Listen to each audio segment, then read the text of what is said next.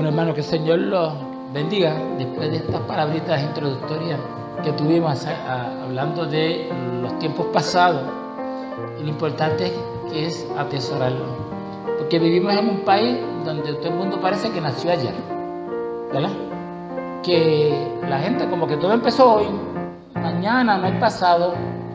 Eso es bien malo para un país, bien malo, porque si uno no tiene noción alguna de sus raíces, ¿cómo va a poder mirar hacia el futuro? ¿Cómo nosotros podemos mirar y hablar de la salvación si no podemos mirar 2000 años atrás, cuando se originó la salvación de todos nosotros? Los hechos que dieron origen a la posibilidad de que podamos ser salvos. Porque esta vida plantea un problema bien grande para todos nosotros. Y es, ¿somos salvos o no somos salvos? Y algunos se preguntan a la gente, ¿qué es ser salvo? Ser salvo es que su vida aquí sobre esta tierra tiene un sentido trascendental, que usted tiene una esperanza y que tiene una seguridad. Y eso solamente se encuentra en el mensaje de Cristo. Entonces, esta Semana Santa, ¿de qué trata? Trata de eso, de la obra, de la culminación de la obra redentora de Cristo. Entonces comienza hoy, un día como hoy, comenzó la última semana de nuestro Señor Jesucristo. Como siempre nos gusta dar algunos datos. Ustedes han oído hablar del Monte de los Olivos. El Monte de los Olivos quedaba cerca de Jerusalén. Era un sitio favorito del Señor Jesucristo. Es como yo, que me voy para el campo, para allá, para Guabá, para Jajome. Me gusta estar por allí. Pues porque ese ambiente natural nos pone en contacto con la naturaleza. Y yo siempre digo que fíjense que Semana Santa es siempre la época de la primavera. Y yo digo, ¿qué significativo en eso? Porque yo veo allí en el campo, cuando todas esas plantas, esos árboles, esas flores, sueltan las hojas y después nacen todos esos frutos, todas esas flores. Y yo digo, Dios, que hace esto con la naturaleza, tiene que hacer lo mismo conmigo. Si me crió como creó esta naturaleza, voy a renacer también, porque el plan de Dios no puede ser inconsistente. ¿Cómo nosotros vamos a renacer? Pues en la resurrección, de eso se trata, y de eso es que se trata la salvación, de que tenemos esa seguridad. Pues nuestro Señor Jesucristo, que le gustaba el Monte de los Olivos y particularmente las faldas del Monte de los Olivos. En las faldas del Monte de los Olivos, la parte más baja del Monte de los Olivos, estaba el jardín de Getsemaní. Las últimas oraciones, los últimos momentos de intimidad que el Señor tuvo con sus discípulos, estuvo allí en Getsemaní. Y después que estuvo en oración y meditación con ellos, dijo, subamos, porque de esa falda del Getsemaní hacia Jerusalén había que subir. Y él subió entonces ¿a qué? Hacia el encuentro con su destino. Su destino profético, que era presentarse a ese pueblo, comenzar esa serie de eventos que iba a terminar eventualmente con la revelación, la realización suprema de la salvación de la humanidad, que se consolida y que se da allí en el Monte de la Calavera. Así que cuando él sube al encuentro de Jerusalén, pero Jerusalén en ese sentido es un símbolo de la humanidad. Sube al encuentro, por lo tanto, también de nosotros mismos. Jesús, cuando sube en esa entrada triunfal, se encuentra con ese pueblo y hoy en día podemos decir que se encuentra con nosotros. En ese encuentro de Jesús con nosotros, realizamos nuestra vida y alcanzamos la salvación. Ahora, eso estaba profetizado en Zacarías capítulo 9, versículo 9. ¿Qué dice en Zacarías capítulo 9, versículo 9? Vaya alguien buscándolo por aquí. ¿Y qué dice en el Salmo 118, versículo 16? Naida, vete buscándolo. Porque en Zacarías capítulo 9, versículo 9 dice, alégrate, hija de Sión, porque tu rey viene, y viene sobre un pollino. ¿Alguien lo tiene por ahí? Y esa profecía se cumplió cuando Jesús llega a Jerusalén. Y la gente gritó, Hosana, Hosana. Gloria a Dios en las alturas. y paz en la tierra, gloria a Dios en las alturas. Y esto es una paráfrasis del Salmo 118, versículo 16. Y que ellos dicen, Hosana, y Hosana significa Dios, sálvanos hoy, sálvanos hoy. Eso es lo que significa Hosana. Así que esos elementos se dan ahí, se cumple la profecía de Zacarías capítulo 9, versículo 9, y la gente lo proclama utilizando la palabra de Dios. Hosana. Y el Señor llora. ¿Por qué llora? Porque sabe que esos mismos que le están proclamando ahí Hosana son los que van después a condenarlo, y en vez de gritar Hosana van a gritar crucifícale. Por eso llora. Pero llora también porque sabe que Jerusalén va a sufrir una cruenta destrucción.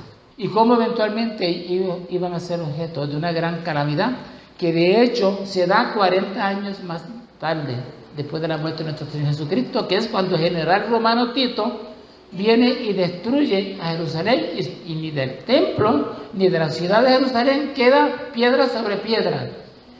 Y fueron muertos 600,000 judíos. 600,000 judíos fueron pasados a filo de espada. Por eso él estaba llorando.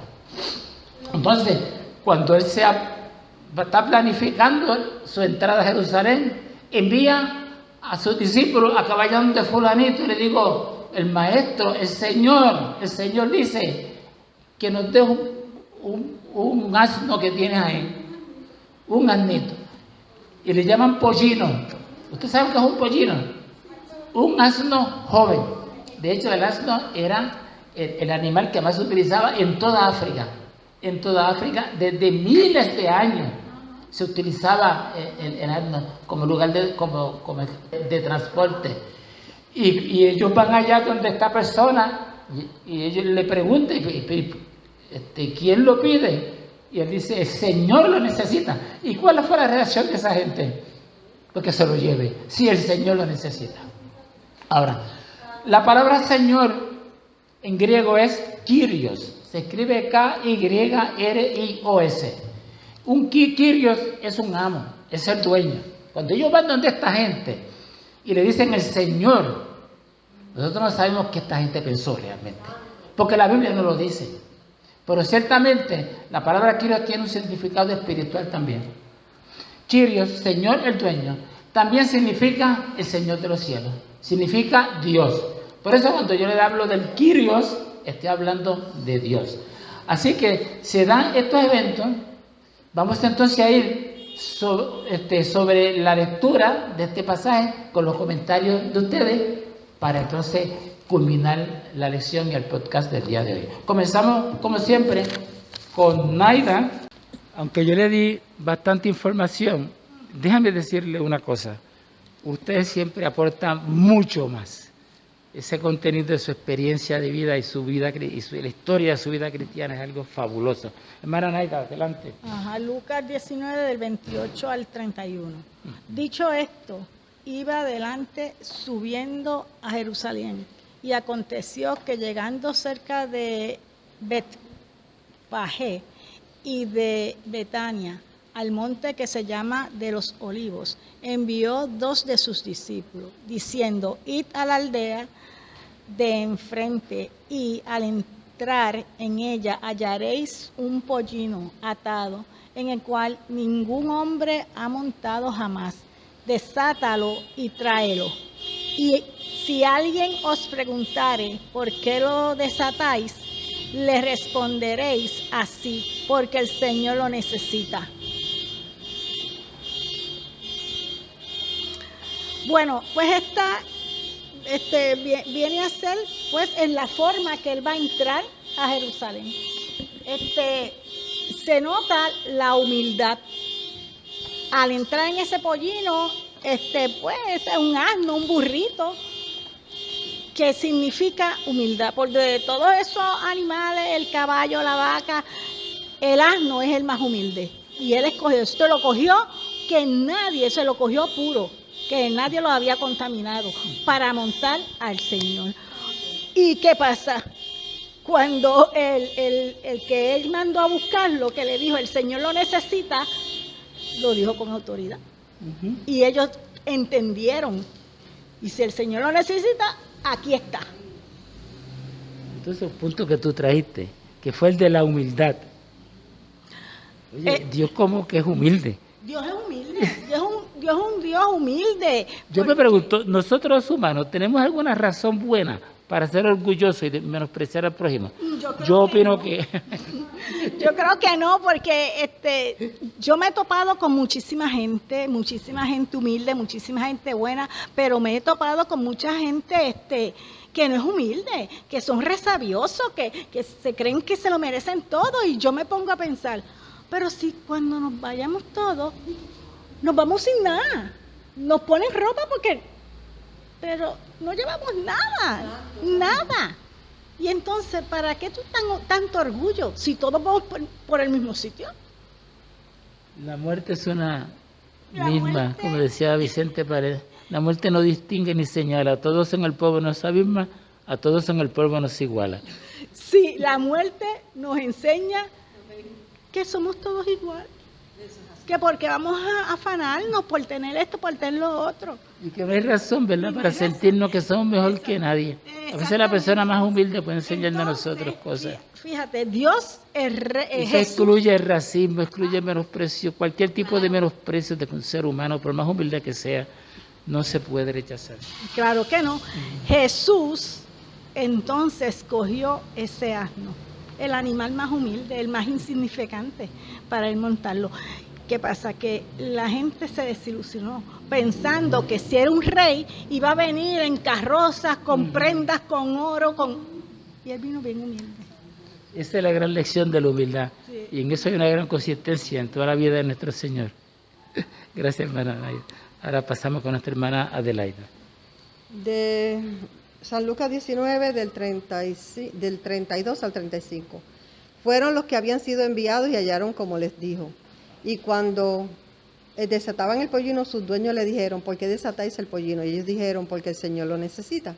Y lo trajeron a Jesús, y habiendo echado sus mantos sobre el pollino, subieron a Jesús encima. Es como la hermana Naida dijo, pues ellos fueron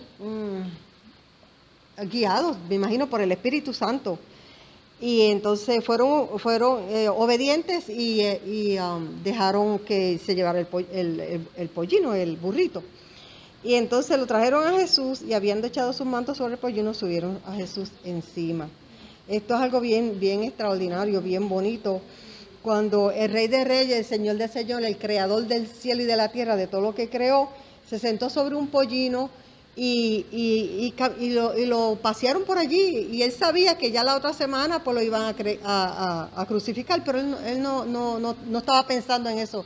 Es como nosotros que pensamos una semana después, otra semana después, ¿verdad? Y esto va a pasar, y esto va a pasar. Jesús no, Jesús estaba ahí muy lindo, muy hermoso. Me imagino que él iba bien sonriente, no iba con cara triste, ni de mal humor, no, él iba muy sonriente porque lo estaban adorando. Porque en otro lado dice que si la gente no lo adora, las piedras lo van a adorar. Amén. Nunca rechazó la adoración. Esa es una de las pruebas más grandes de su deidad. Muy bien, hermana Adelaida. Seguimos aquí con nuestra hermana Ilia. Dice, y a su paso tendían sus mantos por el camino. Cuando llegaban ya cerca de la bajada del Monte de los Olivos, toda la multitud de los discípulos, gozándose, comenzó a alabar a Dios a grandes voces por todas las maravillas que habían visto. Ellos no permitían que el pollino pisara la tierra, sino que tendían sus mantos para que el pollito pasara por ahí.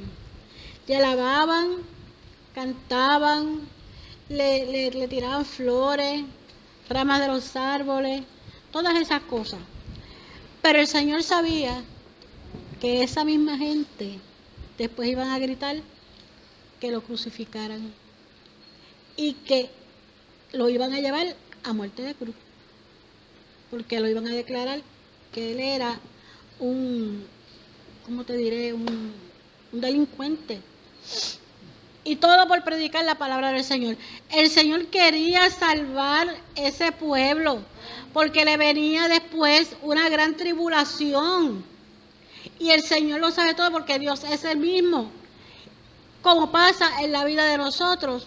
Cuando Dios nos dice, no cojas por este camino, mire, no cojas. Porque Él sabe lo que hay al final. Si te dice, coge por este, coge por ese. Pero hay veces que el hombre, en su envoltura de hombre, de que yo hago lo que yo quiera, ¿verdad? Coge por donde no es. Y ahí es que le sobreviven todas las calamidades que hay. Pero el Señor está al lado de cada ser humano diciéndole, mira, te estoy orientando, te estoy diciendo que vayas por este camino que es el mejor, que no vayas por este otro. Pero el hombre desobedece. Por la desobediencia del hombre es que han pasado muchas tragedias en el mundo y siguen pasando y seguirán pasando porque el hombre no teme a Dios. Fíjate, hay una cosa que se ejemplifica ahí en la superficialidad de las personas. Claro. Ellos a lo mejor muchos de los que estaban ahí estaban por seguir la corriente. Hay un revolú por ahí, vamos, nosotros también con él. Nosotros los seres humanos estamos para ser humildes y para servir. Exacto. No estamos para que nos sirvan a nosotros. Y hoy en día pasa lo contrario. Sí. Pero el Señor está viendo todas estas cosas y a su debido tiempo el Señor actuará. Sí. Que el Señor les bendiga. Muy bien. Continuamos con nuestra hermana Vilma. Entonces algunos de los fariseos de entre la multitud dijeron, Maestro, reprende a tus discípulos. Él respondiendo les dijo, os digo que si estos callaran, las piedras clamarán. Y cuando llegó cerca de la ciudad, al verla, lloró sobre ella, diciendo, oh, si también tú conocieses, a lo menos en este tu día, lo que es para tu paz, mas ahora está encubierto de tus ojos. Porque vendrán días sobre ti cuando tus enemigos te rodearán con vallado y te sitiarán y por todas partes te estrecharán y te derribarán a tierra y a tus hijos dentro de ti y no dejarán en ti piedra sobre piedra por cuanto no conocisteis el tiempo de tu visitación. Bueno, en este versículo se le está pidiendo al Señor que reprenda las acciones de sus discípulos. Y él dice, mira, aunque yo no reprenda, siempre la creación lo hará. ¿Por qué? Porque él venía cumpliendo la promesa del mandato divino. Y de alguna manera, aunque eventualmente sabía que su destino era la crucifixión, porque por eso fue que él estaba dando su vida, ¿verdad? Para la salvación de la humanidad. Pues aunque eso se sabía que iba a pasar, en su calidad de humano, pues mira, lloraba porque veía que era lo que estaba pasando a su alrededor y siempre con la esperanza de que ese sacrificio no iba a ser en vano. Por lo tanto, la creación, las piedras son fuertes, no lo derrumba nada, excepto el poder divino. Así que lo vemos desde esa perspectiva, que esto era abonando el camino a lo que iba a suceder después. Dentro de su humildad, él sabía a lo que él se iba a enfrentar. Sí. Muy bien, o sea que resumiendo, esta lección nos habla de la entrada triunfal y nos dice, aprendemos, la entrada triunfal de nuestro Señor Jesucristo fue profetizado, ¿verdad? Sí. Se cumplió la profecía. Vemos también que se revela la naturaleza humilde y el amor de Dios. Vemos también cómo las personas pudieron utilizar una referencia de las Escrituras, como nosotros hacemos hoy en día. Por eso es tan importante estudiar las Escrituras, aplicarlas a nuestras vidas y al culto. Y finalmente vemos cómo el Señor se prepara para hacer la obra redentora. Dios los bendiga. Amén.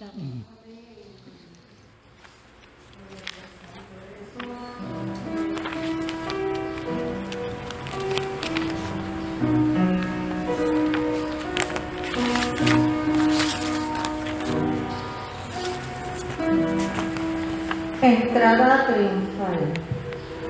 Su entrada fue triunfal. Así, en la memoria quedará su andar, un símbolo eterno para la humanidad. Con humildad avanzaba sobre un asno humilde, sin corona ni espadas, el rey se presentaba, y allí en Jerusalén su amor se ostentaba. Los sufridos y dolientes consuelo encontraron, y en su entrada triunfal renacía el anhelo. Era un día radiante, la multitud agitada, con palmas y cantos hosana clamaban. El Rey de los cielos a tierra llegaba, con su luz y su gracia la promesa expresaba. Su esencia en el tiempo revive la esperanza, tejido de lazos en símbolo de eternal amor. La paz promulgada cobija nuestro entorno.